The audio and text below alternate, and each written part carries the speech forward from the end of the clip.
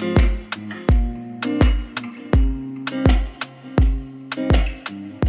guess like many other people, I came to a family day and I did bring the family because it was a big decision. You know, it's second, third biggest investment you'll make in your life. And I wanted a lifetime boat. Hopefully I'll keep this forever. Hopefully my sons will get to drive it and use it.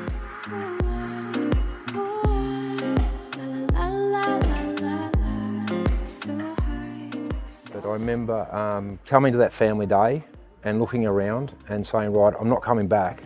I'm going to make my mind up here today. And I remember that nauseous feeling, this is a big investment. Am I doing the right thing? And I'd have to say, Michael Lynchy, got me over the line. You know, talking to that guy about his boat and his experience, going out in the boat with him, it was like a light bulb moment. I thought, this is just next level to what I'm used to. And I will put my family in here and come home safe every day. I'm a big one on buying Australian. I really like Australian built boats, caravans, rooftop tents, and I try and prioritise buying Australian when I can. So I've done a lot of research. It took me a long time to come to a conclusion that, you know, narrowed it down to a couple of boats. And I thought, I want something that's solid, that the family can come out in and enjoy, that it's safe, going to hold its value well. You know, we put a lot of money into these boats, so it's nice to know that we're going to be rewarded at the end of it if we look after them. But I wanted something that was commercially built. The boat is in survey. It does catch some of our quota, and yeah, I wanted something rock solid, and that led me to the Edencraft.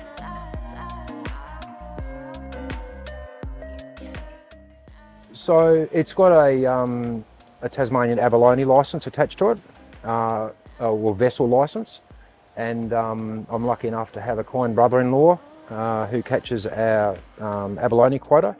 So it fishes out of Southport in southern Tasmania, and yeah, we're quota holders, so that's been part of the motivation for getting the boat and setting it up the way we did. I can do all the things I aspire to. I can go where I want, not when I want. I've still got to be sensible about it. It's not a 255, it's not a formula, but it certainly punches above its weight, and I've never felt unsafe in it. But to be able to go and have the electronics, the sounders, know where your bottom is all the time, be able to pick pinnacles, to be able to sound fish, those moments are a joy. You know, I couldn't do that in my old boat. The older technology, the older sounders, it's just, it catches me more fish. Yeah, those are the things I've loved in the boat.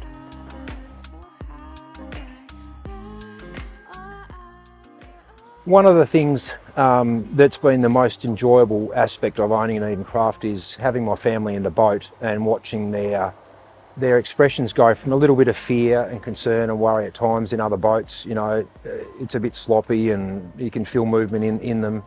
Once we got this boat, the family goes out now. I've got a son who, given the day, can be a little bit seasick, but it's allowed him to come out and enjoy it as a family and feel safe in the boat. And I think that means a lot to your passengers, that they know that there's a good solid hull there with good structure and everything's going to hold together.